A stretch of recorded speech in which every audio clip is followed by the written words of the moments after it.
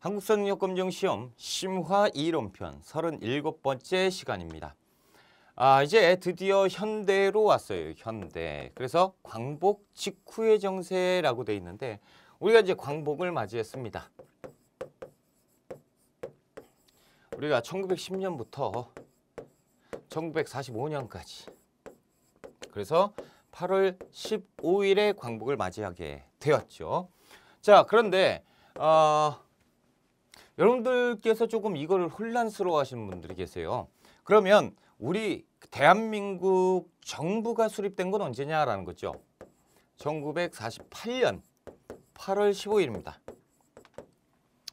이때 정식 정부가 들어서게 됩니다.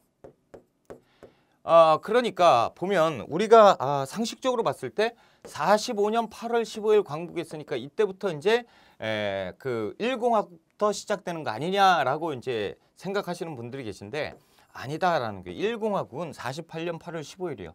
그러면 이 과정은 무엇이냐라는 거죠. 일정 부분 우리 이 정식 정부가 없을 때입니다. 그러니까 무정부 상태에 있었다라고 해도 과언이 아닐 정도의 시기가 있었으니 약 3년, 딱 3년이죠. 3년 동안에 혼란스러운 일들이 벌어지게 됩니다. 그리고 그러면 이때 당시에 남과 북은 하나였냐 아니면 잘렸냐 끊겼냐 뭐 이런 거죠.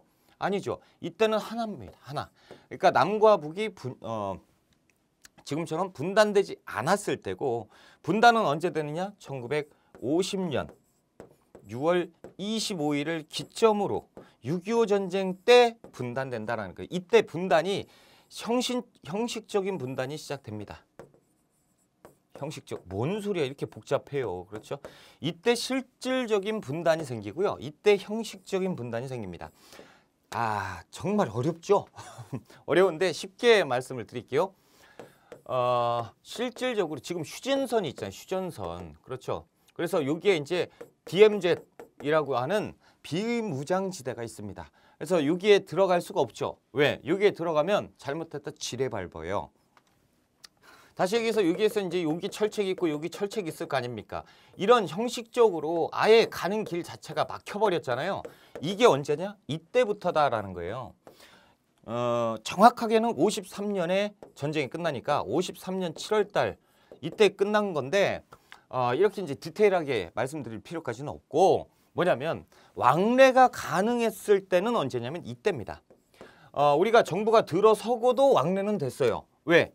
여기가 그냥 어떤 시기냐면 여기가 이렇게 이제 38도 있잖아요. 그러면 길가에다 그냥 표지판을 꽂아놓은 거예요. 여기 38도 남방 한계선, 여기는 북방 한계선 이렇게 해서 이렇게 그냥 땅바닥에다 편발 세워놓은 거고 거기에 이제 군인들이 이렇게 서 있는 거죠. 남쪽 군인, 저쪽 북쪽 군인 이렇게 돼 있었던 때가 딱 이때입니다.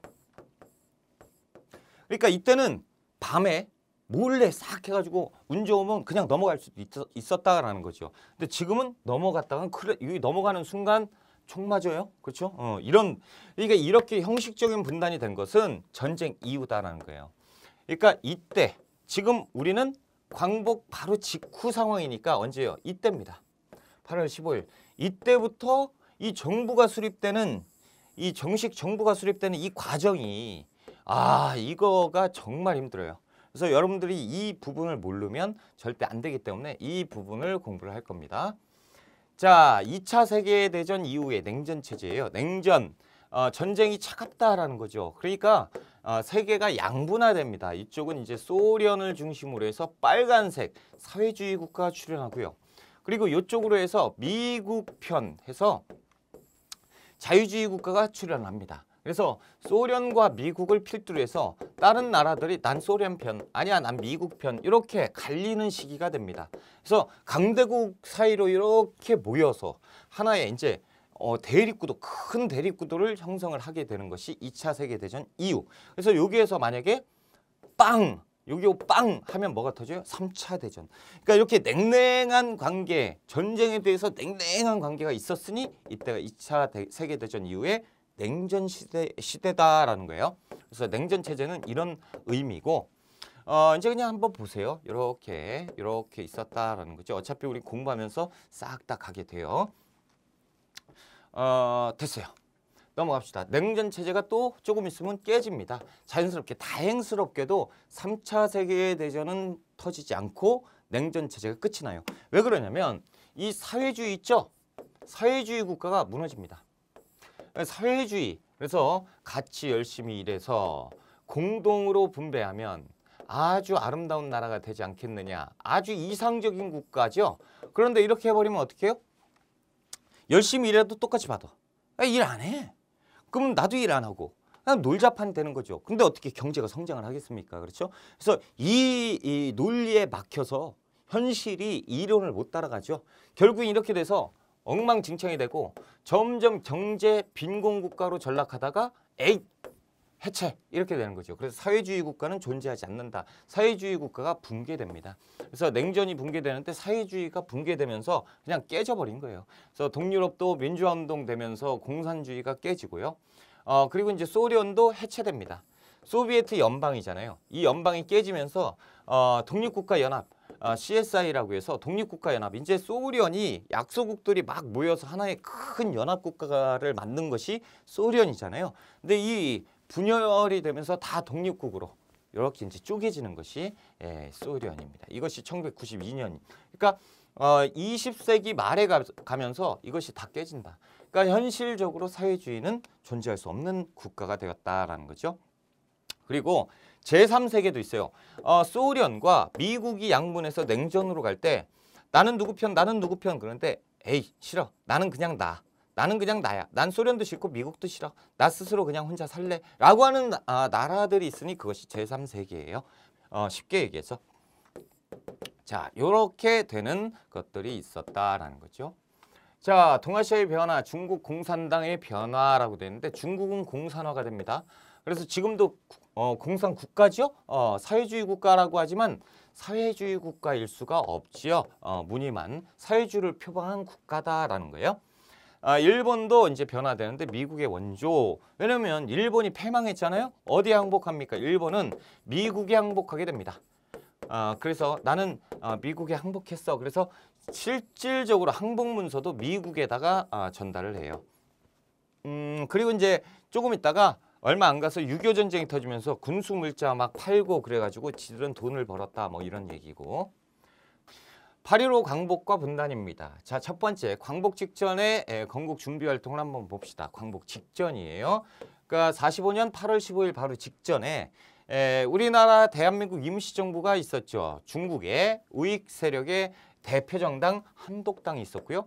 이게 김구가 위원장이잖아요. 그렇죠. 이렇게 있었고 조선 독립동맹이라고 해서 이 중국 화북 지역으로 김두봉이 만들었잖아요. 그렇죠. 좌익 세력이고요. 그리고 국내에는 조선 건국동맹이 있습니다. 좌와 우가 합작했던 단체입니다. 자, 이 조선 건국동맹은 조금 보실 필요가 있어요. 44년, 왜냐면 이 두 개는 봤잖아. 44년 9월 달, 그러니까 45년 8월 달에 광복이 되기 바로 직전에 만들었던 여운형 중심의 조선 건국동맹이에요. 여운형, 안재홍 이렇게 있는데 여운형은 좌쪽, 안재홍은 우쪽인데 그러면 좌라고 하면 이제 사회주의계, 우라고 하면 이제 민족주의계라고 이렇게 이제 얘기를 하고요. 이 중도가 있어요, 중도. 그러니까 보세요, 그냥 쉽게 여러분들이 김일성은 알잖아, 그렇죠? 김구 선생은 어느 쪽이에요? 우. 김일성은요, 좌. 근데 민족주의도 아니고 사회주의도 아니다. 애매한 세력, 중도 세력이에요. 이 중도에서 근데 나는 사회주의에 좀 가까운 것 같은데 하는 세력이 있고요. 아니야, 난 우쪽에 가까워하는 세력이 있어요. 그렇다고 그냥 민족주의, 자유주의가 아니고 그냥 사회주의가 아니고 애매하죠. 그래서 중도 좌파, 중도 우파라고 불리는 세력들이 있습니다. 여기 중도 좌파로 분류되는 세력이 여운형, 그리고 중도 우파로 분류되는 세력이 안재홍, 이렇게 이제 가시면 됩니다. 자, 그래서 이것을 이제 도식화 시켜놓은 거예요, 그림으로. 그래서 이제 광복이 이제 되는 순간 조선 독립동맹 그리고 대한민국 임시정부가 입국해야 되잖아요. 그렇죠? 내부에는 뭐가 있어요? 조선 건국동맹이 있고요. 그리고 또 저 해외 그 독립운동 단체들, 그렇죠? 저쪽에 있는 연해주 쪽에 있는 독립운동 단체들이 다 입국을 할 거 아닙니까? 그렇죠? 자, 이제 광복 바로 직전에 세계 열강들이요. 이 전쟁에 대해서 논의를 하는 이 회의를 열어요. 그래서 미국, 영국, 중국, 소련 이렇게 해서 다 모이는데 이 열강들이 일본을 어떻게 패망시킬 것이냐, 독일을 어떻게 패망시킬 것이냐 이 회의를 한단 말이죠. 회의를 하면서 곁들여서 일본이 패망됐을 때 일본의 식민지 국가로 있었던 한국, 야 얘들은 어쩔 거냐라는 회의를 하는 거죠. 자, 첫 번째 43년 카이로에서 이집트 카이로에서 회담을 했는데 미영 중이 모였습니다. 그래서 뭘 어떻게 해? 독립시켜줘야지. 어떤 적당한 절차를 거쳐서 적당한 시기에 적당한 방법으로 적당한 시기에 독립해주면 돼. 이건 뭐야? 해야 되겠다는 말겠다는 게 정확한 세부적인 절차 뭐 내용은 없지만 그래도 최초로 세계 열강이 우리의 독립을 약속했다는데 의미가 있습니다. 그래서 시험 잘 나오고요. 그리고 이제 우크라이나 얄타에서 회담을 가졌습니다. 그래서 미영 소가 모여요. 근데 45년 2월 달이잖아. 45년 8월 달에 전쟁이 끝나요? 그러면 조금 있다 45년 이제 7월 정도 되면 원폭 준비할 거고 8월 달에 쏴버리잖아요. 일본이 원폭 2방 맞고 그냥 항복하는 거거든. 원자폭탄 줄임말 원폭 그렇죠? 이 원자폭탄을 맞고 항복을 한단 말이에요. 바로 직전이죠. 2월이면. 그러면 2월이면 이 정도면 일본은 이제 그 승기가 꺾인 때예요. 그러니까 이제 미국, 영국, 소련. 근데 소련이 아직 참전을 안 했어. 야, 니들 참전 안 할 거야? 승전국 얻어야 손해배상 받지. 야, 우리 참전할 거야? 라고 약속을 하고요. 그런 다음에 이제 그러면 야, 이제 그 전쟁이 거의 다 끝나가. 이 한국에 대한 적당한 방법 같은 거 우리가 만들어야 될 거 아니야? 야, 일단 우리가 맡아서 통치해 줄까? 쟤들 어차피 무정부가 될 거 아니야. 정부가 뭔지도 모르는 애들일 건데 무정부가 되면 힘들어. 그러니까 우리가 일정 부분 맡아서 통치해 주는 게 어때? 이른바 신탁 통치입니다. 그래서 우리한테는 조금 별로 좋진 않은 내용이고 그리고 7월 달입니다. 포츠담 선언이에요. 7월 달 원폭 다 준비돼 있어. 1번 잘 들어. 니네 항복 안 하면 큰일 난다 진짜. 항복해. 그런데 예전에는 그래도 항복하면 뭔가 들어줄 여지가 있었는데 이제는 끝났어. 그러니까 조건 없어. 그냥 무조건 항복이야 라고 하는 거예요. 일본의 무조건 항복을 요구합니다. 이것이 포츠담 선언이에요. 독일에서 선언하고.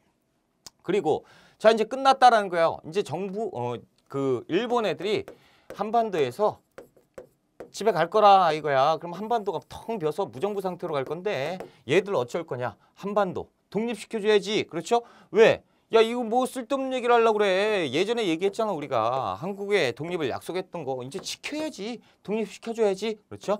카이로 회담에서 얘기했던 한국의 독립 이것을 재확인해줬다는 데에서 의미가 있고 그 다음에 우리가 광복을 맞이하게 되니 앞잣하면 가얄포광이라고 외우시면 됩니다.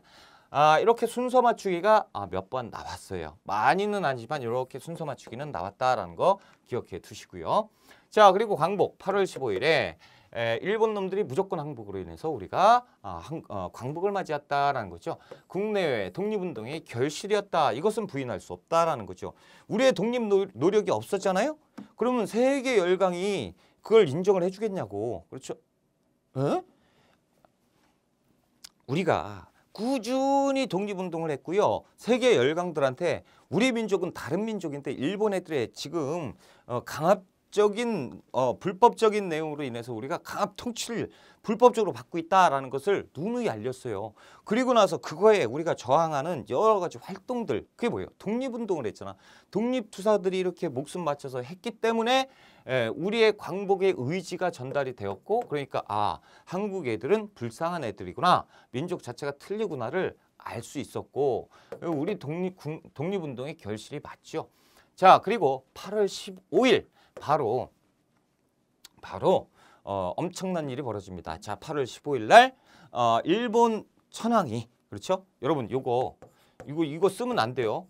천황 얘들 되게 웃기는 애들이야. 천황 뭘 줄임말이면 하늘의 황제란 위로는 건방진 천황이 자 왕을 지배하는 사람이 누구죠? 황제죠. 황제를 지배하는 사람이 누구예요? 천황이래요. 그러니까 하늘의 황제래. 저런 말도 안 되는 소리. 그래서 우리는 뭐라고 써야 돼요? 일본 국왕이라는 표현을 해야 되는데 저는 지금 방금 일본 입장에서 얘기한 거예요. 자, 일본 애들이 천황폐하 만세 막 하잖아. 그러니까 그렇게 막 그 우상시에는 그 천황이라는 사람이 나옵니다. 그래서 우리는 패망했고 우리는 항복한다. 연합군에 항복한다라는 발표가 나왔던 것이 8월 15일. 실질적으로 이 내용은 이제 8월 16일 날 알려지긴 되는데 아무튼 일본 국왕이 우리 항복. 그래서 우리는 짐 싸서 일본으로 돌아갈 것이다. 뭐 이런 내용들이 싹 있겠죠. 그것을 듣는 순간 사회 대혼란에 빠집니다. 사람들이요. 이거 뭔 얘기야? 뭐래 제가? 야 이거 뭐 얘들 망했다는데? 그럼 패전이야? 그럼 뭐야 우리는 독립이네? 독립! 대한독립 만세! 이러면서 전국의 남녀노소 할 것 없이 사람들이 거리로 쏟아져 나오면서 태극기 들고 그냥 맨손으로 대한독립 만세를 외치기 시작하는 것이 8월 15일 직후예요. 그러니까 이 일본 놈들이 우리는 망했다. 이퀄 뭐예요? 한국은 독립됐다. 난리가 났죠. 얼마나 좋아요. 얼마나 좋아. 막 난리가 딱 났는데 여러분 예전에 촛불 집회 가보셨어요? 그 마지막에 촛불 집회 혁명, 촛불 혁명. 박정권 끌어내렸던 혁명이 2000 몇 년이야? 17년인가? 너무 오래돼서 이제 기억도 안 나는데 아무튼 그때 생각해 보시면 사람들이 엄청나게 그리고 우리가 엄청나게 뭐라고 할까요? 그 질서, 그렇죠? 도덕의식, 이런 시민의식을 발휘했잖아요. 그 갔다 오면 막 청소하고. 근데 그게 중요한 게 아니고 그 전에 우리가 다 모였다. 그 정도의 군중이 모였다 보세요. 근데 만약에 이 안에 법이 없다라고 보세요. 뭔 일이 생길까요? 대한독립 만세야. 이제 막 질서가 없어요. 무질서예요. 형님 만세. 그런데 한 사람이 엎어졌어. 근데 사람들은 미쳤죠. 좋아가지고 날뛰다가 막 사람들 그거 밟고 밟혀 죽고 막 폭행 막 이런 한편으로 보면 무질서가 판을 치는 사회가 바로 하루아침에 벌어져 버리는 거예요. 그러니까 이것을 대비하기 위해서 우리의 그 국내에 있었던 정치 정당 큰 조직들이 움직이기 시작하고 그것이 이제 44년에 여운형이 조직했던 뭡니까 건국준비위원회가 그 출연을 하는데요. 그게 8월 15일인데 이 44년에 건국 준비하기 위해서 조선 건국동맹을 여운형 씨가 만들었잖아요. 그것을 발전을 시킨 겁니다. 그것이 그대로 확대 개편돼서 좌우 합작이었잖아. 그래서 좌와 우가 통합해서 건국준비위원회를 조직하게 됩니다. 이른바 건준위예요. 건준위를 만들게 되는데요. 이 건준위가 무엇을 하는 거냐? 치안을 유지하는 겁니다. 치안. 그래서 그 사람들이 나와서 대한독립 만세를 막 외치고 무질서가 막 치를 때 전국에 이제 방송이 나오는 거죠. 여러분 나 여운형입니다. 광복. 나도 좋고 여러분들 우리 민족 만만세입니다. 하지만 질서 있게 우리가 즐기자라는 거죠. 그러니까 옆에 보시면 그 노란 완장을 차신 분들이 계실 거예요. 그분들의 질서를 따라주세요라고 하는 건데 여기 딱 뭐라고 써 있어요? 건준위, 치안대 딱 써 있어요. 그래서 치안 유지를 하기 위해서 그래서 이제 경찰 같은 것들을 우리가 만든 거죠. 그래서 질서를 유지하기 시작하는 것이 건준위가 했던 일입니다. 8월 15일 광복과 동시에 조직이 되었다라는 거죠. 좌우 합작이에요. 자, 이것을 한편으로 제가 정리를 해봤습니다. 조선 총독부가 있죠. 45년 8월 달에 여운형이 그 일본 놈들이 조선 총독부에서는 알고 있었어요. 조선이 패망할 것이다. 그래서 여운형을 만납니다. 그래서 우리가 패망을 할 거다. 그러면 일본 사람들이 한국 사람들한테 맞아 죽을 것이다. 그러니까 일본 사람들의 귀국을 도와달라. 광복 후에. 그리고 이 조선 총독부의 모든 권한은 니들한테 줄 것이다 라고 얘기를 합니다. 그래서 여운형 씨가 그때 정치경제사범을 석방해라. 지금 정치경제사범이면 지금 광복 직전이니까 뭐예요? 독립운동가들 석방해라. 그리고 우리가 먹을 게 없으니까 식량, 니들이 갖고 있었던 식량, 전투식량 다 놓고 가라 라는 거죠. 그리고 정치활동 어차피 니들 패망하면 우리 무정부 상태에 빠져. 그러니까 그러면 안 돼. 그러니까 우리가 정식 그 정치 조직이 있어야 된다. 그러니까 지금부터 정치활동할 거야. 이분들 다 풀어주고 오케이 승낙을 합니다. 그래서 우리가 건준위가 만들어지는 거예요. 그러니까 건준위는 실질적으로 조선 총독부의 모든 권한을 위임받은 거죠. 그래서 여운형과 안재홍이 결성이 되는데요. 이 안재홍 씨는 8월 31일 그러니까 8월 15일 날 만들어졌는데 빨간색의 색채를 가진 이 누굽니까? 좌익의 여운형 씨가 점점 빨간 정당을 만들려고 그래요. 사회주의 정당을 만들려고 하니까 이럴라면 너 혼자 해 하면서 깨져요. 그래서 안지용 씨는 사퇴하고 조금 있다가 파란색의 국민당을 만들게 되고 남아있는 건준이가 있겠죠. 그러니까 얘들이 조선인민공화국. 인민공화국 좀 세죠? 빨간색 같잖아요. 조선인민공화국을 만듭니다. 9월 6일에. 그래서 이승만을 주석으로 자신은 부주석에 앉는 여운형이에요. 근데 당시 이승만은 미국에 있었단 말이죠. 그래서 우리나라에 진짜 정식 정당이 만들어진 거야. 그러니까 이승만한테 연락이 갑니다. 그래서 주석을 맡아주세요. 그러니까 그런 걸 하면 난 해야지라고 했는데 이게 이제 빨간색인 것을 이제 나중에 알아요. 그래서 이승만이 탈퇴합니다. 난 빨간색 싫다고 어디 나 빼. 그래서 이제 빠지는데 아무튼 저렇게 시작을 한다라는 거죠. 자, 조선 총독부는요 똑같은 방식으로 미국 애들하고 협의를 봐요. 여운형하고 똑같이. 그래서 광복 직후의 권력을 다 이양해 줄게. 우리 안전한 기구를 미국 니들이 지켜줘. 미국은 당연한 거 아닙니까? 그렇죠? 오케이. 우리 권력 다 받을게. 그러니까 이중계약을 한 거야, 얘들이. 일본 놈들은 끝까지 아주. 그렇죠? 그래서 45년 8월 달에 미국이 소련에 제의를 해요. 야, 조금 있다가 얘들 나간 다음에 우리가 통치를 하기로 했거든? 그런데 니들 38도 딱 잘라서 소련이 여기까지 통치를 하고 우리가 여기까지 통치를 할게. 어때? 라는 거죠. 그래서 분할 점령을 하자라고 합의를 봅니다. 이유는 뭐냐면 다른 게 아니에요. 이걸 나눠서 먹자가 아니고 자, 그 8월 15일 그냥 우린 모르지만 상상을 해보자고. 자, 일본 놈들이 총독부 있었죠. 헌병대 있죠. 군대 있죠. 그리고 경찰 있고 다 있어요. 근데 걔들이 자 8월 15일 우리 망했습니다. 그런 다음에 부랴부랴 짐 싸서 하루아침에 싹 뺄 수 있어요? 여러분들 어리신 분들은 모르겠지만 우리 이제 좀 나이 20살 넘었으면 다 이해할 거야. 야, 집에 이사를 간다고 생각을 해보세요. 이사 가는데 우리 집 하나 옮기는데도 하루아침에 다 돼? 안 된단 말이에요. 하물며 관공서, 시청, 구청 이런 것들을 옮긴다고 봐봐. 몇 날 며칠 걸리죠. 서류 정리해야지. 뭐 치울 거 치워야지. 그러니까 8월 15일 날 사람들이 대한독립 만세를 외치고 난리가 이렇게 나지만 실질적으로 일장기가 꽂혀있는 조선 총독부와 뭐 시청 역할을 했었던 뭐 그런 행정기관들은 남아있고 일본 놈들이 아직도 업무를 보고 있는 이 상황이라고. 그러니까 미국과 소련이 지금 얘기하는 거예요. 8월 15일 딱 기점으로 분명히 사람들이 군중이 모여서 다 때려부실 것이다. 그러면 얘들은 아주 그냥 다 맞아 죽을 것이다. 그러니까 피바람이 몰아치니까 우리가 중심이 돼서 질서 유지해주고 그리고 애들이 저기 사람들 공격 못하게 막고 대신 우리는 일본 놈들의 무장 해제를 하자. 아주 끝났지 않느냐. 일본 놈들이 거기서 수류탄, 뭐 폭탄에다가 총 이런 거 다 빼서 해야 될 거 아니야. 무장 해주자. 그래서 이쪽 남쪽은 우리가 무장 해제를 할 테니 니들은 북쪽을 무장 해제를 해라라는 거죠. 근데 소련 애들은 어떤 뜻으로 이해하겠어요? 이거 잘라서 우리 먹자고 이걸로 이해하는 거지. 아무튼 이걸 합의를 봤어요. 그래서 이 소련은 오케이를 합니다. 이제 끝났죠? 8월 15일 우리 패망했다. 우리는 내부에서 이런 사실 알아요? 몰라요. 그러니까 이런 모든 권한을 이임받은 우리 민족은 이렇게 가게 되는 거고 미국 애들은 이제 바빠요. 야, 항복문서 내놔. 그래서 일본의 항복문서를 미국의 메가더가 받습니다. 그래서 메가더가 이 항복문서를 받고 얘기를 해요. 일반명령 1호를 딱 얘기하는데 그 내용이 뭐냐면 우리는 남쪽을 주둔할 것이고 북쪽에 소련군이 주둔을 할 것이다. 그래서 우리가 하려고 하는 거는 이 남한을 분할해가지고 먹으려고 하는 게 아니고 일본에 무장해제를 해줄 것이다 라는 얘기를 해요. 그래서 우리가 미군청을 만들어야 돼 라고 얘기하고 9월 달에 서울에 미군정청을 설치하게 됩니다.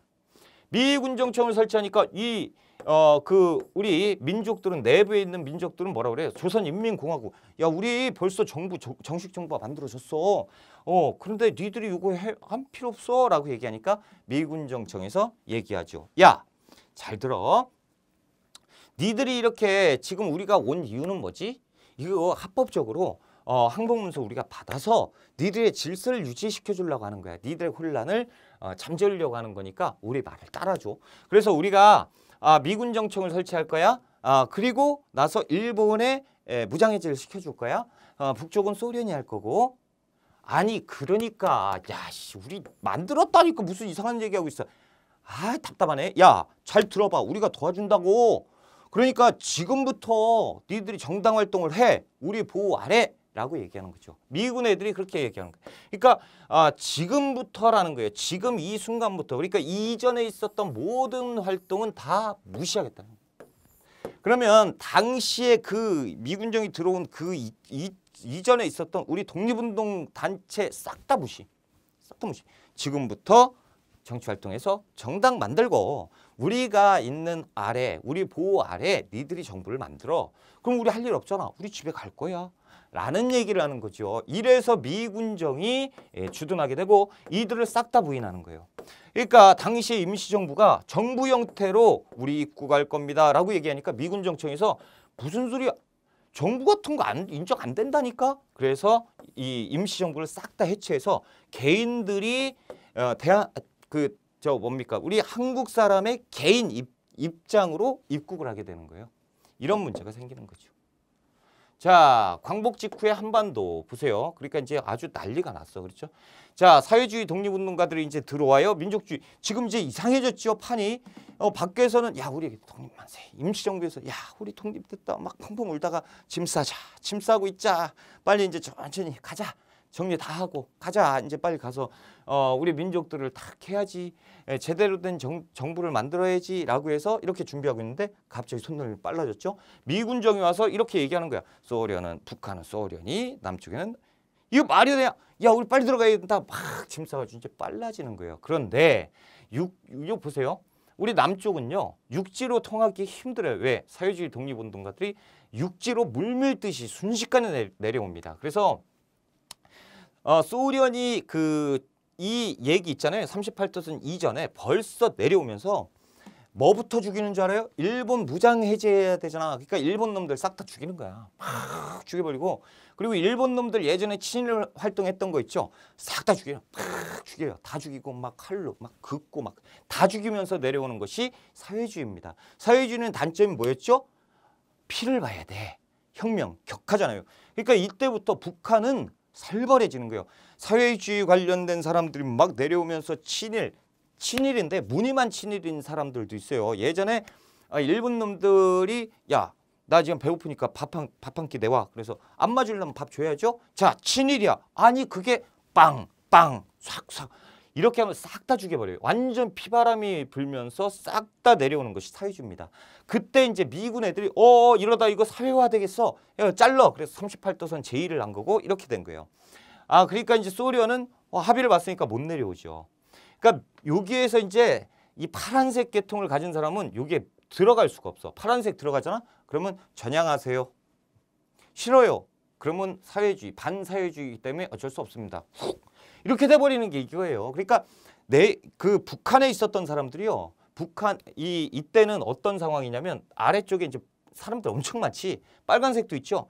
이 사회주의가 싫어서 사회주의 딱 있는데 막 사회주의가 막 내려. 소련군 그리고 예전에 독립운동했던 독립운동가들인데 사회주의야. 근데 쫙 내려오면 사람들 막 죽여. 친일했다 이거예요. 근데 우리 아버지를 가가지고 막 죽여요. 우리 엄마도 막 죽여. 나는 어리니까 난 지금 무서워. 그러니까 어떻게 해요? 내려가는 거예요. 쫙. 난 사회주의가 싫어. 내 친구, 내 친척을 싹 다 죽이는 것이 사회주의입니다. 그러니까 북한은 순식간에 사회주의가 돼요. 그냥 무력으로 싹 다 죽여버리니까 깨끗하게 빨간색이 돼버립니다. 그러니까 이게 요 아래에 있었던 빨간색은 여기에서 이제 있는 거죠. 좀 있으면 내려올 거야. 그런데 누가 막았어? 미국에서 막아버리고 못 올라가잖아. 이제 올라가려면 허락받아야 돼. 그러니까 여기에서 야 조금 있으면 사회주의 이제 싹 다 사회주의 국가 되니까 우리가 남한도 사회주의화 시켜야겠다 이런 모습. 그리고 민족주의는 사회주의 얘들 이상해졌네. 야 얘들 야 너네 우리랑 독립운동했잖아. 그땐 그때고 지금 틀렸어. 이렇게 돼버리는 거야. 그러니까 이렇게 되면서 꼬여버리는 거죠. 남쪽은 사회주의와 민족주의가 얽히면서 자유주의와 사회주의가 얽히게 되고 북한은 거의 사회주의가 순식간에 먹어버리는 이 형태가. 그러니까 이때부터 광복과 동시에 실질적인 분단이 되는 거예요. 그리고 아까 말씀드린 것처럼 여기 있죠. 38도선 쫙 이렇게 있잖아요. 이렇게 됐는데 이 길가에다 싹 선 그어놓고 38 보이시죠? 저쪽도 38이야. 그래서 여기에는 소련군이 있고 여기에는 미군이 이렇게 서 있는 거야. 여기에 서 있는 거죠. 이게 편말에 38도선, 남방, 여긴 북방 이렇게 해가지고 써놓고 여기서 기다리고 있네. 여기에서 대화하려면 야, 밥 먹었어? 그럼 먹었어? 그럼 대화가 되는 이런 때가 전쟁 때까지 이렇게 이어지는 거예요. 조금 있으면 전쟁 때면 여기 이제 소련이 아니고 이제 북한군이 들어오고 여기는 이제 남한군이 들어오면서 이렇게 지키고 있다가 빵빵빵 터진 것이 6.25 전쟁이고. 자, 아무튼 이제 이것을 설명을 드렸습니다. 국토가 분단됐어요. 미국, 소련 점령군이 왜 들어왔는지 아시겠지 이제. 예. 이상하잖아요. 그렇죠? 조선인민공화국을 만들었으나 무시당했고요. 미군정청 설치했고요. 이렇게 되면서 남한과 북한이 완전 갈립니다. 그러니까 지금은 남쪽에 있는 정치, 어느 정도 정치적인 힘이 있는 사람들이 이거 큰일 났다. 야, 이거 뭐야? 미국 애들이 와가지고 지금 저 북쪽은 소련이고 왜 반쪽이 났어? 정신 못 차리죠. 그렇죠? 안 되겠다. 일단은 빨리 정당을 만들어서 우리가 정식 정부를 만들고 얘들 쫓아내야겠다. 그리고 빨리 북한하고 합쳐가지고 우리 한 민족 이렇게 이상해졌죠. 광복 직후에 통일 얘기가 나오는 거야. 벌써 분단이 돼가지고. 이런 형태가 되는 것이 광복 직후입니다. 자, 우익정당 한번 볼까요? 한국독립당, 한국민주당, 그리고 독립촉성중앙협의회인데 이승만 중심으로 됐는데 이승만이 이때 10월 달에 넘어옵니다. 그러면서 독립촉성중앙협의회를 만들면서 웬만한 우익들을 통합을 해요. 자, 중도파는 국민당인데 중도 우파고 그리고 조선인민당이 있고 중도 좌파. 왠지 인민하니까 그렇죠? 여러분 인민이 좋은 거예요? 국민이 좋은 거예요? 야, 이거 할 때마다 진짜 힘든데 저 진짜 막 빨갱이로 보지 마세요. 인민이 좋아요? 국민이 좋아요? 인민이 더 광의의 넓은 개념이에요. 사람이 인자, 백성이 사람이란 얘기잖아. 백성으로 사람으로 만들어진 나라. 이거는 뭐예요? 나라 국자 쓰는 거죠. 그러니까 나라 안에 백성. 뭐가 큰 거예요? 이게 큰 거죠. 근데 왜 우리가 이걸 못 써요? 인민하면 왠지 빨간색 같아요. 왜? 조선 민주주의 인민공화국 좋은 건 다 갖다 붙인 게 저 북한 애들이야. 조선 민주주의 인민공화국 이런. 그러니까 우리가 감정이 안 좋아지는 거잖아. 북한하고 감정이 안 좋으니까 괜히 인민하면 빨갱이 같고, 그렇지? 조선인민공화국 하면 괜히 어감 안 좋고. 이게 이것 때문에 원래 인민이 좋은 것도 좋은 것들 다 갖다 써가지고 이상해졌죠. 사회주의라는 것도 엄청 좋은 거잖아. 근데 얘들이 갖다 써버리니까 에이 짜증나. 하여튼 인민 빨간색 같죠? 중도 좌파입니다. 여운형 중심. 그리고 좌익 남조선 노동당. 그렇죠? 공산당 노동당. 이렇게 해서 자, 지금 이제 표로 좀 정리를 해놨는데 좌익 우익 중도파. 그렇죠? 중도좌 박헌영 김일성 김두봉. 극좌 세력 박헌영 김일성 김두봉. 중도 좌 세력 여운형. 그리고 중도 우 세력 김규식 안재홍. 그리고 우익 세력 이승만 그리고 김구. 이렇게 보시면 됩니다. 외우실 건 아니에요. 정당 외울 필요 없습니다. 정당 외울 시간에요. 뭐 보면 되냐면 이걸 보세요. 모스크바 삼상회의는 무조건 시험 문제 나옵니다. 자, 정부 수립을 위해서 여러 가지 노력을 하는데요. 자, 보세요. 45년 12월입니다. 자, 광복이 언제 됐죠? 45년 8월 달에 됐습니다. 45년 8월 달에 미국 애들이 들어오면서 빨리 정부 만들어. 우리 집에 갈 거야. 라고 하잖아요. 솔직히 미국인 입장에서 생각을 해보세요. 여러분들이 미군이야? 미국 사람이에요? 미국 사람인데 미국 군대 입대했어요? 그랬더니 차출됐어요? 그래서 한국에 파병 왔어요. 그럼 집에 가고 싶어요? 안 가고 싶어요? 돈을 아무리 많이 줘도 가고 싶단 말이에요. 그러니까 미국 애들은 빨리 정부 만들어가지고 가고 싶다고. 실질적으로 우리가 정부가 들어섰을 때 미국 애들 싹 다 빠집니다. 근데 얘들은 안 만들고 있어요. 8월 달인데 벌써 4개월 지났는데 할 생각을 안 해. 3개월 동안 뭐 하고 있어요? 지금 찢어져가지고 막 지들끼리 싸우고 이러고 있으니까 미국인 입장에 짜증나죠. 그러니까 얘들 문제를 우리가 해결해 주자. 그래서 미국, 영국, 소련이 모이자. 어디에서? 러시아, 모스크바에 모이자. 소련, 모스크바에서 모이자. 그래서 모스크바에서 이 열강 3개의 나라 대표들이 모여가지고 한국 문제를 해결을 봐주자. 우리가 정부를 빨리 만들어 주든가 이렇게 하자라고 해서 모입니다. 그러니까 우리는 좌세력과 우세력이 미친 듯이 다투고 빨간 나라, 파란 나라를 만들겠다라고 하는 판에 이런 열강들이 움직이니까 야, 가만히 있어보자. 이거 한번 봐보자. 그래, 얘들이 결정 나는 거 이거 보고 판단하자. 괜찮은 것 같아. 그래서 이제 모입니다. 그랬더니 미국, 영국, 소련이 모여서 이 모스크바 삼상회의, 줄여서 삼상회의예요. 삼국 외상회의를 여는데 여기에 이제 결정을 냈어요. 자, 첫 번째, 한국에 민주정부를 수립해주자. 좋아. 그런데 한국을 누구보다 잘 아는 나라는 미국과 소련이야. 알지? 그래, 미국과 소련이 주축이 돼서 하자. 우리는 남한을 대변할 테니 니들은 북한을 대변을 해. 오케이, 괜찮다. 그래서 그러면 이 기구를 만들자. 그래서 미소 공동위원회를 만들자. 그래서 우리가 맨 모여서 합의를 내서 결론을 도달하자라는 거죠. 그리고 미영중소에 의해서 한반도를 신탁 통치하자라는 거예요. 얘들이 지금 무정부 상태에 있으니까 최고 5년 동안 돌아가면서 한반도를 맡아주자라는 얘기를 합니다. 그러니까 이 얘기를 듣고 이 국내 여론이 맨 처음엔 어디? 요렇게 좋아 우리가 원하던 거야. 미소공동 괜찮아. 그랬더니 한반도 신탁 통치 얘기가 딱 나오니까 뭐야? 야, 일제강점기가 지금 없어진 지가 얼마나 됐다고? 뭐? 이제는 뭐야? 미영중소 강점기야? 이걸 돌아가면서 한다고? 니네 지금 제정신이야? 이렇게 되는 거죠. 그래서 죄다 신탁통치 반대한다. 그래서 반탁통치 운동, 반탁운동을 전개하게 돼요. 이렇게 반탁운동을 전개하다가 소련 애들이 북한 애들 불러요. 북한 애들? 사회주의 애들 부릅니다. 좌세력을 불러서 야, 니들 제정신이야? 왜? 야, 니들이 우리 식민 통치하겠다는 거 아니야? 야, 국제법도 몰라. 그러니까 니들은 미개한 민족인 거야. 잘 들어봐. 국제법상 이렇게 분열이 이렇게 막 되잖아. 어떻게 하는 줄 알아? 인구 비례에 선거를 한다고, 선거. 그래서 후보자를 뽑는다. 그래서 후보자를 뽑아가지고 이 후보자를 백성들이 다 투표라는 거 용지에다 도장을 찍어가지고 의사표시를 하는 거야. 그래가지고 이 투표에 의해서 선거에 뽑힌 사람이 이 지역을 통치하고 정부를 만드는 건데 거봐, 이게 훨씬 낫잖아. 아이고, 저 멍청한 것들. 야, 잘 들어봐. 인구 비례라고 했지. 그러니까 여기가 우리는 지금 싹 다 죽여가지고 애들 내려갔잖아. 그래서 빨간색밖에 없어.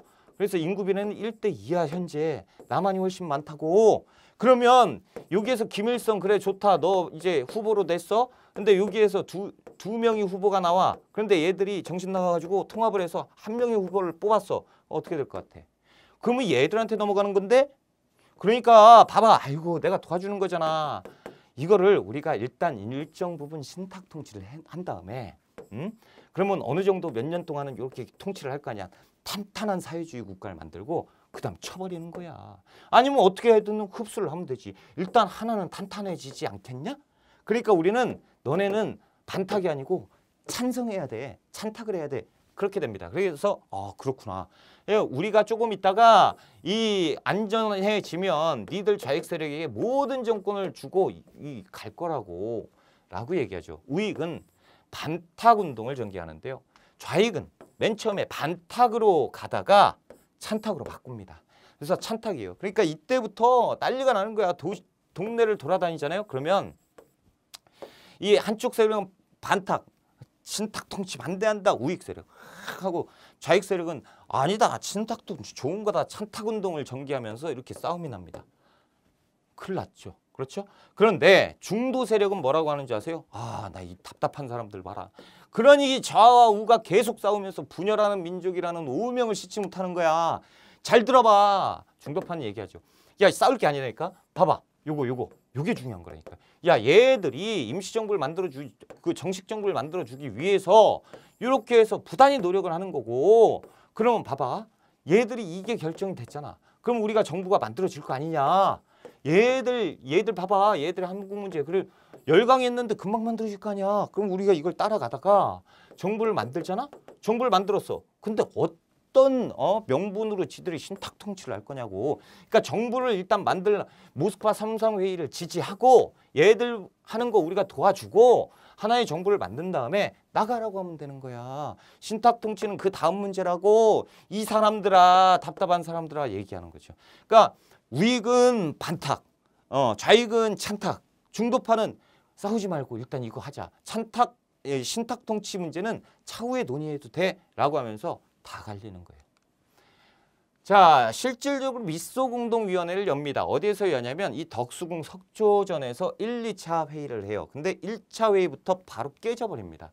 자, 1차 회의 임시정부 수립 참가 단체들이 소련은 뭐라고 얘기하냐면 자 이제 소련하고 미국하고 모였어요. 그러면서 자 이제 우리 문제는 아니잖아. 그러니까 남쪽 우익 세력하고 좌익 세력하고 만나게 해. 그래서 뽑아가지고 얘들이 회의하게 하고 우리는 지켜서 감독 같은 걸 하는 거야. 그래 좋다. 그러면 얘들 누구 참여할 거냐라고 얘기를 할 때 소련이 말도 안 되는 얘기를 해요. 야 모스크바 삼상회의를 지지하는 세력만 하자라는 거죠. 아 모스크바 삼상회의에서 뭐라고 얘기했어요? 나는 신탁통치 찬성한다. 누가 그랬어? 좌익. 그러니까 좌익 세력만 뽑자라는 얘기를 하죠. 그러니까 미국에서 말도 안 되죠. 야 니들 이거 우리가 모를 줄 알아? 말도 야 모두 다 포함시켜야죠. 뭔 소리야? 야 그렇게 하면 미국 니들 판 만들겠다는 거야. 니들 인구가 더 많잖아. 그러면서 이제 싸우는 거예요. 그러니까 소련과 미국이 싸우면서 깨져버립니다. 그래서 완전히 그냥 확 갈려요. 그리고 2차 회의는 47년에 있었는데 그때도 확 해서 깨집니다. 자 그래서 대립은 더욱더 심화되지요. 좌와 우익 양분돼서 역시 이 내용이 소련, 미국 이 내용들이 좌익과 우익을 대변하는 내용으로 이렇게 번져버리는 거예요. 그러니까 좌익 세력은 저 우익놈들은 말이지 지들 말만 주장하고 있어. 좌익 애들은 우익 애들은 뭐라고 얘기해요? 저 봐봐 빨갱이들은 대화 자체가 안 돼. 어떻게 지들만 이러면서 서로 더 극좌 극우의 대립이 서로 더 심해집니다. 그래가지고 결과 뭐예요? 신탁통치 한 적 있어요? 없어요? 단 한 번도 없습니다. 왜? 이 모스크바 3국 외상회의가 실행됐어요? 안 됐어요? 안 됐어. 그러니까 이걸 할 수가 없죠. 할래도 못하는 거죠. 그래서 신탁통치는 한 적이 없습니다. 공산 세력의 변화 해가지고 이게 무슨 얘기냐면 자, 이 소련과 좌익 세력이라 하자. 좌익 세력과 우익 세력이 이렇게 막 갈등을 겪고 있잖아요. 근데 여기에는 누구도 있어요? 좌익 세력도 있어요. 그러니까 미국이 여기를 통제하고 여기가 소련을 통제하니까 여기에서 길목이 막혀버려요. 아까 보셨죠? 군인들이 배치돼가지고 못 가 이제. 그러니까 좌익 세력은 군데 있는데 이걸 이제 못 올라가. 그러면 조선 공산당에서 이쪽 공산당에서 자금을 계속 대줬던 게 자금줄이 막히죠.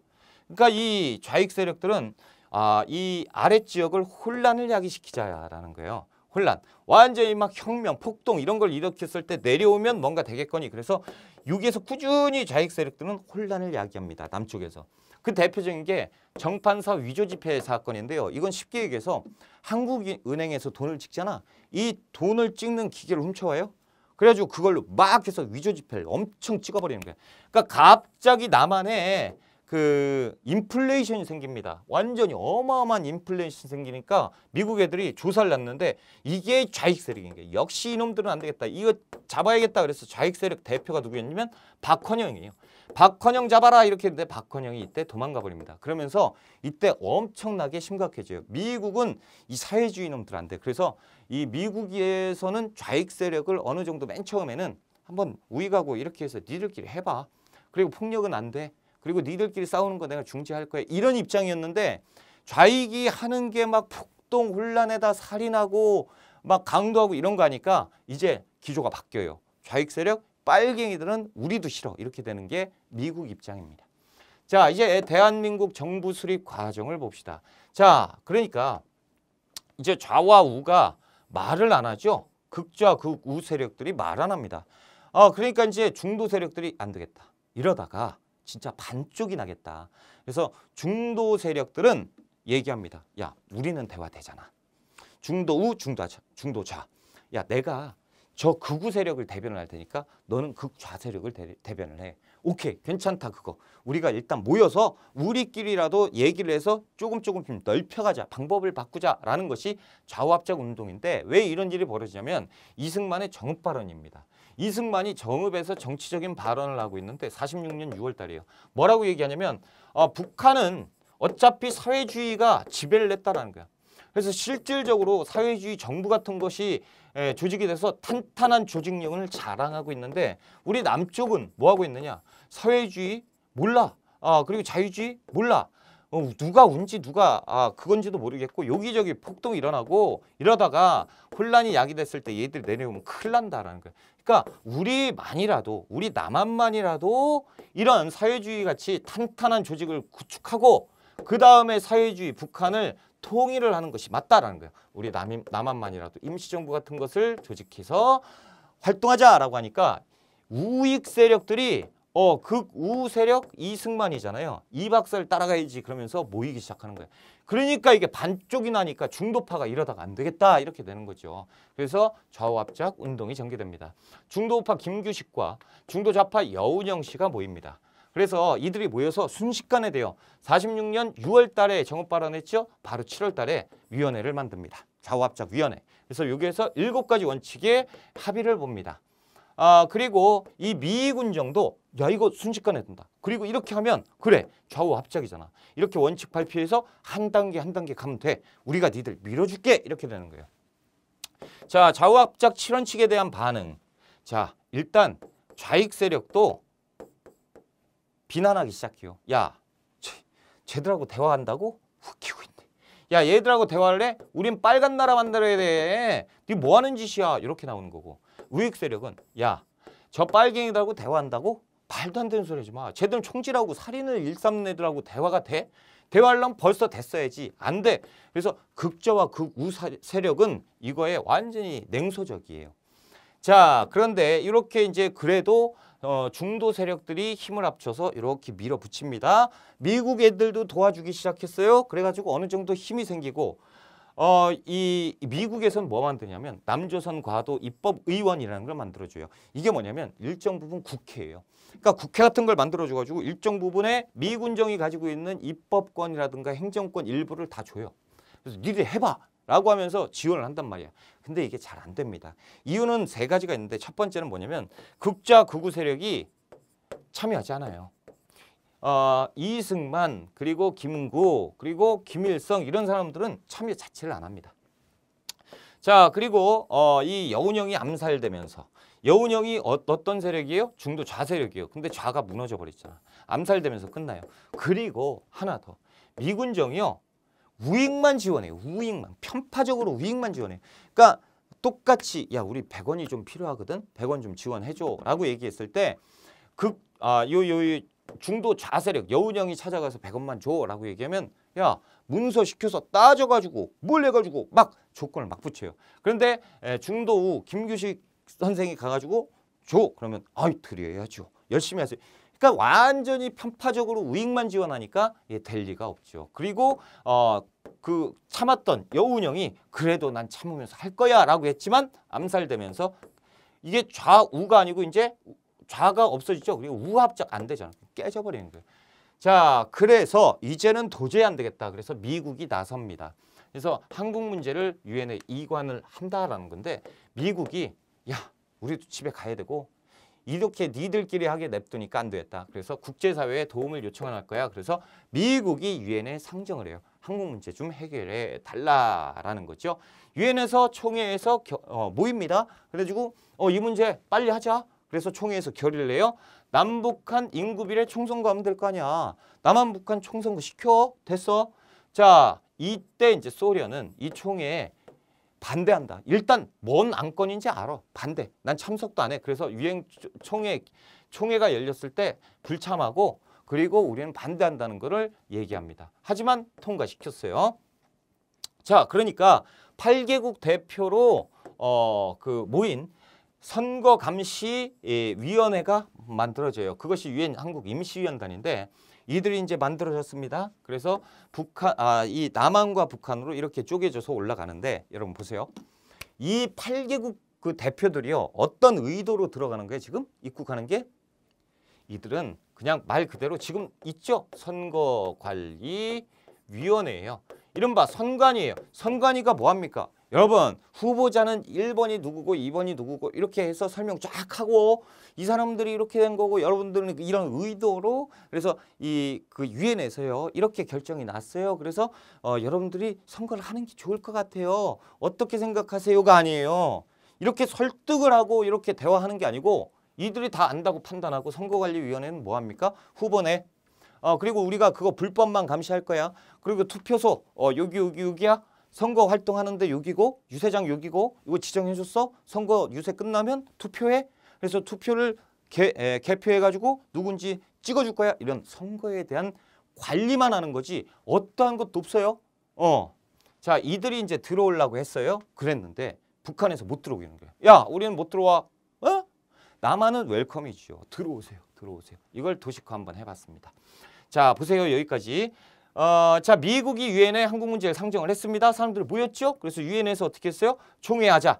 총회에서 남한하고 북한하고 그냥 하라고 해. 인구 비례. 그럼 1대2에 이렇게 되겠죠.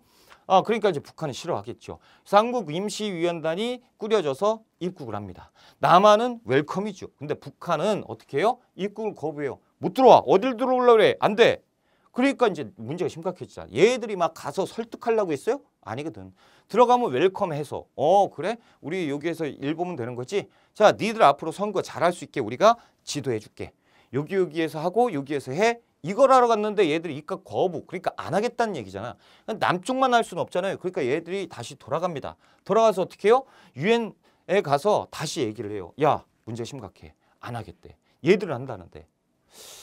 야, 이거 총회 다시 열어야 되는 거 아니야? 야, 총회를 우리가 뭐 할 일 많지 뭐 이게 할 일 없어.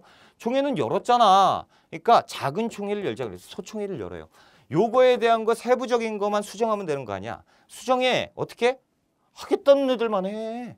남한만의 총선거를 발표해요. 자, 그리고 나서 5월 10일 날 우리나라 최초의 선거 50 총선거가 실시가 되는 겁니다. 자, 보세요.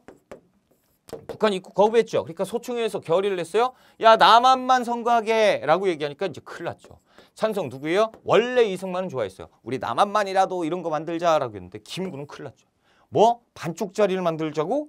그러면 내가 그렇게 평생을 독립운동에 바쳤는데 이 반쪽짜리 만들겠다고 독립한 게 아니라고 남한하고 북한하고 대화를 해서 빨리 이 사태를 풀어나가야겠다. 이런 쪽으로 가게 되는 거죠. 하지만 이게 잘 안 돼요. 그래서 50 총선거가 실시되고 우리나라 최초의 국회의원이 뽑힙니다. 자, 50 총선거의 전개 결과 이승만의 계열이 압승을 하는데요. 김구 선생 계열은 참여를 안 해요. 후보도 되지도 않습니다. 그 이유는 조금 이따 알게 돼요. 198명의 초대 국회의원이 뽑힙니다. 그래서 초대 국회 첫 번째 국회의원 초대한 게 아니고 초대 첫 번째다라는 얘기고, 그리고 이들이 모여가지고 뭐 합니까? 조금 있다가 헌법을 만들어요. 그래서 헌법을 만들었다. 재헌국회라고 하는 거예요. 이 첫 번째 국회의원은 임기가 2년입니다. 그래서 임기가 2년인 국회의원들이 모여서 국회 처음 이제 모여서 이제 우리나라의 정식 국회가 만들어지게 된 거죠. 자, 이것에 대해서 요건 이제 결과고, 이 바로 직전에 반대 운동이 있었어요. 그 첫 번째가 남북 협상입니다. 자, 누구? 김규식이 이대로 가다는 반쪽짜리 되겠다. 나는 이거 반대고 50 총선거 남한만 하겠다고 안 돼. 야, 김일성한테 연락해. 김일성 우리 만나자. 지금이라도 만나서 이거 니들도 알고 있지 않냐. 야, 이거 문제가 심각해졌어. 국제사회에서 이렇게 하지. 약속이잖아. 우리 지킬 수밖에 없는 상황이 됐어. 그러니까 이걸 틀으려면 남과 북이 어떤 거를 제시를 하면 돼. 그러니까 우리가 만나서 통일국가에 대한 것을 얘기를 해보자라는 거죠. 그래서 실질적으로 김구 선생이 넘어갑니다. 북한 평양으로 넘어가요. 자, 넘어가기 전에 3천만 동포에게 읍고함인 거예요. 마음속에 38도선이 무너져야 땅 위에 38도선도 철폐된다. 나는 38도선을 베고 쓰러질지라도 단독정부 요거에 찬성하지 않겠다라는 거죠. 그래서 38도선을 넘어갑니다. 그래서 김일성과 김두봉을 만나요. 그래서 남측 대표 김규식과 북측 김일성, 김두봉을 만났는데 결국에 이것도 안 되죠. 가보니까 김일성은 벌써 국가 같은 걸 만들어 놨어요. 그래서 김구 선생이 빨간 나라를 찬성하러 오셨어요? 이렇게 되니까 잘못했다. 우리가 내려와야겠다라는 거죠. 이른바 이 남북협상이라고 그러는데 이 네 명이 만났는데 남북 지도자 회의인데 남북한 재정단 사회단체 지도자 협의회가 원래 이 회의의 이름인데 너무 길죠. 그래서 남북협상이라고 그냥 불러버리는 거고, 남북협상은 언제요? 48년 4월 달입니다. 그래서 결국에 깨져요. 우리 남측 대표는 이 파란 나라 파란 나라가 아니고 총선거를 하자. 어찌 됐건. 하지만 얘들은 싫다. 빨간 나라를 만들 거다. 이렇게 되면서 결렬되겠죠. 그리고 돌아와서 이들은 요거에 적극적으로 반대한다라는 의미로 후보를 뽑지 않아요. 그래서 김규식 이분들은 초대 국회의원이 될 수가 없었다라는 거죠. 자, 그리고 제주 4.3 사건이 있는데 이 당시에 4월 3일이잖아요. 50 총선거 바로 직전에 4월 3일 날 제주도에서 그 좌익 세력들이 폭동을 일으킵니다. 그래서 반쪽짜리 그래 말도 안 되는 소리 하지 마. 그럼 폭동이 일어나요. 그러니까 이걸 가지고 미군정이 아주 요것들 봐라 엉망이네 그러면서 이제 진압하러 내려가는데 경찰 그리고 우익단체 서북청년회인데 이 서북청년회가 어떤 애들이냐면 북쪽 사람들이에요. 그래서 북한 사투리를 쓰는 사람들인데 이 사람들이 예전에 소련이 막 물밀듯이 내려오면서 막 사회주의가 막 죽였다고 그랬잖아. 근데 이제 죽일 때 이 피해를 입은 사람들이에요. 그러니까 내 친구가 사회주의자한테 죽었고 우리 아버지가 죽었고 이렇게 원한이 있는 사람들이 남쪽에 내려와서 서북청년회라는 단체를 만듭니다. 청년들 완전 깡패죠. 이런 사람들하고 내려가요. 근데 이 4월 3일 날 제주도에서 맨 처음에 4월 3일이 아니고 그 이전에 좌익들이 막 들고 일어나요. 그러는 과정에서 유엔에서 남한만의 총선거를 실시한다 이렇게 되거든. 그러니까 좌익 세력들이 맨 처음에 일어나서 이제 구호를 바꿔요. 빨간 나라 만들자 해서 반쪽짜리 선거 반대한다 이렇게 가버리거든. 그러니까 제주도 도민들이 맨 처음에 빨갱이들 그러니까 싫어했다가 아니 반쪽짜리 이런 게 있었어? 그러면서 제주 도민들이 이거는 잘못됐지. 그러면서 제주 도민들이 역전 현상이 있어. 좌익 세력들이 시작하는데 도민들이 다 나와서 반쪽짜리 정부 반대한다 이렇게 시위가 되는 거예요. 그러니까 맨 처음엔 좌익 세력이 등장을 했지만 결국에는 제주도 사람들이 이렇게 반대 시위를 한 거예요. 합법이죠, 합법. 근데 미국에서 미군과 미 경찰 그리고 서북청년회가 와가지고 학살내버리는 거예요. 이거 다 빨갱이야, 다 죽여 이렇게 되는 거죠. 그래서 거기에서 막 총질하고 가가지고 칼로 막 베고 막 그래가지고 학살냈던 것이 제주 4.3 사건이에요. 지금도 그렇죠. 할머니들 제주도에 가서 할머니들한테 그 미군 그리고 그 북한에서 청년들 그 우리 48년 4월 달 이렇게 얘기하면요. 벌벌 떨면서 말도 안 해요. 왜냐면 울어요. 막 울고 아니 내 남편이 그때 이후로 본 적이 없다고. 그때 뭐 사러 나갔는데 거기에서 저 미군 애들한테 바로 총 맞아서 죽었고 실질적으로 아무 죄도 없는 사람들이 다 죽었습니다. 3.1절 기념식에 47년부터 좌파 애들이 제주도에서 대회를 개최하고 군중들이 경찰이 막 발포하기 시작해요. 그런 와중에 남한의 단독 선거 유엔에서 결정이 났고요. 그때 좌우익 세력이 봉기하는데 이게 좌우익 세력이 아니고 좌우익 세력이라고 이게 좀 애매하네. 이때 이제 제주 도민들이 봉기를 하게 되는 거예요. 그러니까 이때하고는 틀리죠. 그러니까 이때 시도한 게 이게 47년부터 이렇게 돌아다녔던 것이 미군 애들을 볼 때는 다 빨갱이잖아. 그런데 이게 연장선상에 있다라고 착각을 해버린 거지. 그러면서 경찰, 군인, 서북청년회 와가지고 학살내버린 거예요. 그래서 무고한 시민들이 다 죽었다라는 거죠.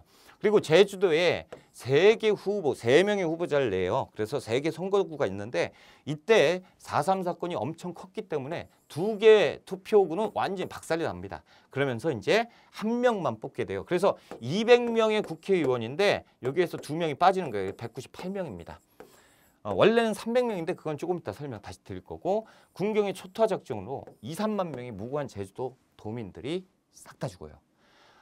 그리고 이제 그 정부 수립된 이후죠. 48년 10월 달에 제주도 4.3 사건이 아직 잔여 세력이 남아있고 이 순천 애들한테 여수 순천에 있는 군인들에게 여수에 있는 군인들에게 이승만 정부에서 야 군대 꾸려가지고 제주도 가가지고 마무리 다 지어 싹 다 죽이란 말이야 라고 그 지령을 내려요. 지시를 딱 하니까 이 여수 주둔부대 그 상사 김창수가 좌파예요. 그러니까 이거 죽이라고? 이거 잘못된 명령이야. 그래서 난 출동 반대한다. 이렇게 돼요. 그러니까 순천에 있는 애들한테 여수 애들 이상해. 야 진압해. 여수 순천 다 군인들이 다 반대하면서 오히려 이들이 야 우리를 다 죽이려고 한다. 무고한 사람들까지 다 죽이려고 한다. 이 정부 미친 정부 다 반대한다. 그러면서 들고 일어난 거죠. 이른바 빨갱이들이 들고 일어난 거예요. 그러니까 이제 통일정부 수립하면서 주장하면서 봉기를 했는데 맨 처음에는 빨간색인지 몰랐지. 그냥 막 봉기하니까. 그런데 여수 순천을 점령을 하고요. 이때 북한 깃발을 꽂습니다. 팍! 이 인공기요. 인공기를 꽂아버렸단 말이야. 그러니까 뭐예요? 그냥 대놓고 남한의 정부에서 북한 정권이다라고 해서 이거 세운 거잖아요. 그래서 이들이 이제 1공하고 그 대한민국 군인들이 가가지고 이들을 뭡니까 이제 토벌해야지. 토벌하는데 얘들이 어디로 숨었냐면 지리산으로 숨어요. 그래서 지리산까지 올라가지고 막 하는데 이걸 가지고 어르신들이 얘기하는 빨치산 투쟁이라고 하는 거야. 빨치산 그 빨간 이 사회주의계들이 지리산으로 숨어. 그래서 지리산 투쟁, 빨치산 투쟁을 부르는 게 이때입니다. 그래서 여수 순천 사건은 시험 문제 잘 안 나오고 제주도 4.3 사건의 시험 문제 나옵니다. 꼭 좀 기억하셔야 돼요. 자, 이 대한민국 정부 수립은요. 우리가 조금 쉬었다가 들어갈게요. 쉬었다 갑시다.